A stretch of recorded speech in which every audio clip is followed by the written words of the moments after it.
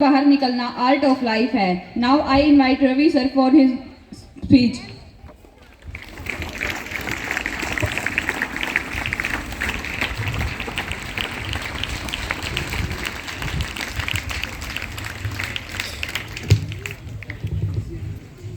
आदर व सम्मान के योग्य प्रधानाचार्य जी, उप प्रधानाचार्य जी और वह मेरे साथीगण और मेरे प्यारे बच्चों, सुप्रभात।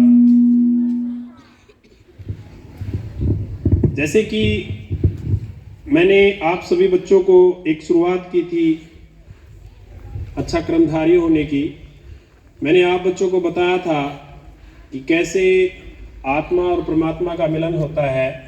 तो उसमें मैंने आपको मतलब बताया था आत्मा क्या है, परमात्मा क्या है। आज मैं आपको क्या क्रम है और किस तरीके से आत्मा को परमात्मा में मिलाना है, ये दो बातें बताऊंगा। मैंने ये बात कहाँ से सीखी?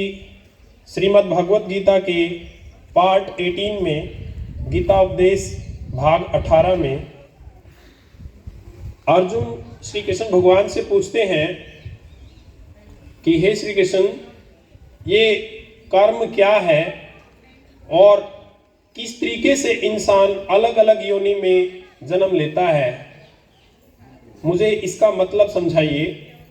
आत्मा क्या है, किस तरीके से आत्मा परमात्मा में लीन होती है, ये समझाइए।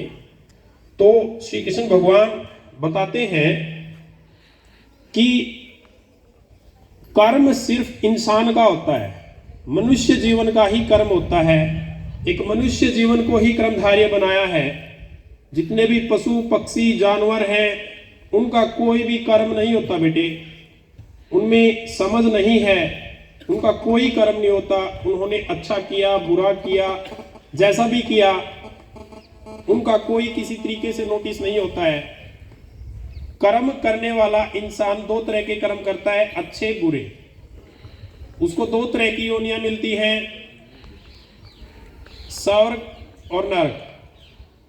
स्वर्ग में क्या होता है, नरक में क्या होता है, ऐसे बताया है पार्ट 18 में कि स्वर्ग जो होता है वो कुछ तो इंसान अपने इस जीवन में यही धरती पर रहकर भोगता है और कुछ देवताओं की नगरी में भोगता है, और नरक कुछ जो धरती पर ही भोगता है, कुछ भगवान के वहीं पर जो भी योनियां बनाई हैं, भगवान ने जो भी योनियां बनाई हैं उस तरीके से भोगता है। मैं बताऊंगा उदाहरण के तरीके से।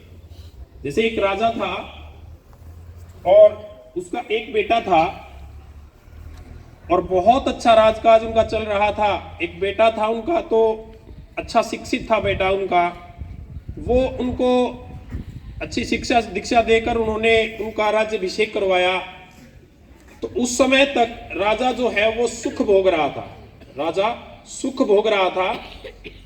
तो सुख भोगते हुए वो बहुत प्रफुल्लित रहता था। एक समय आया, उसके बेटे की मृत्यु हो जाती है और उस समय राजा की उम्र 55 ईयर की होती है, 55 ईयर्स की होती है। तो उसके बाद होता क्या है, राजा बहुत दुखी रहने लग जाता है। राजा 20 साल और जीवन व्यतीत करके दुख में बहुत ही ज्यादा दुखी होता है और वो अपने पुत्र वियोग में उनकी मृत्यु हो जाती है। तो उन्होंने जितना अच्छा कर्म किया था उसका सुख उन्होंने पहले भोग लिया और बाद में वो दुखी होकर, अपने बेटे के वियोग में दुखी होकर उनकी मृत्यु हो जाती है, उन्होंने दुख भोगा। ये तो अपना जो धरती है यहां पर उन्होंने किस तरीके से सुख और दुख को भोगा है, इसका उदाहरण है। दूसरा, देवताओं की नगरी का उदाहरण बताया है, देवलोक का उदाहरण बताया है। उसमें कैसे हुआ, अगर कोई मनुष्य अच्छे कर्म करता है तो वो देवलोक में जाता है। उन्होंने जितने भी अच्छे कर्म किए हैं, मान लो कि उन्होंने 50 अच्छे कर्म किए हैं, वो 50 के 50 अच्छे कर्म करने के बाद उनकी वहां पर भी मृत्यु होती है। वो दोबारा से भूलोक पर भेज दिए जाते हैं, धरती पर भेज दिए जाते हैं, दोबारा से उनको इंसान बनाया जाता है। एक बात और बताई है भाग 18 में कि जो इंसान स्वर्ग में रहता है वो वहां पर अच्छे कर्म ही करेगा, तो उनका वो अच्छा कर्म नोटिस होता है कि नहीं, उसका कुछ होता है कि नहीं। तो भगवान श्री कृष्ण बताते हैं कि जो स्वर्ग में उन्होंने जो भी कुछ भोगा उनका कोई लेखा जोखा नहीं होता है। वो अपना कर्म भोगने वहां पर आए, अपना कर्म भोगते हैं, उनको दोबारा से इंसान की योनि में जन्म दे दिया जाता है।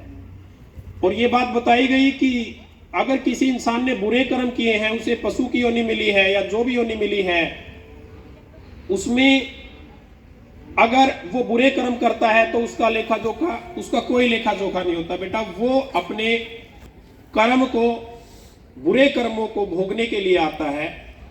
जो भूलोक है ये अपनी कर्म भूमि है, और इस पर जो मनुष्य के अलावा, ह्यूमंस के अलावा जितने भी जीव जंतु हैं वो सारे भोग भोगने आते हैं। अगर वो मनुष्य के अलावा जीवन में है तो वो दुख भोग रहे हैं अपने कर्मों का। अगर वो मनुष्य हैं तो वो कर्म कर रहे हैं आने वाले समय के लिए। तो एक मनुष्य जीवन ही ऐसा बताया गया है जिसमें इंसान अच्छे कर्म करे, मोक्ष का द्वार जो पा सकता है, एक मनुष्य जीवन ही होता है। एक मनुष्य का ऐसा जीवन बताया गया है बस। तो उसमें श्री कृष्ण भगवान बताते हैं कि इंसान को सबसे पहले उसका कर्म ये है, उसको इंसान बनना है, जिसके लिए मैंने कुछ पॉइंट्स आपको पहले बताए हैं कि सबसे पहले सच बोलो, अच्छे कर्म करो, अपने से बड़ों का आदर सम्मान करो। अपना टारगेट जो है, अपनी लाइफ का टारगेट जो है वो ये नहीं है कि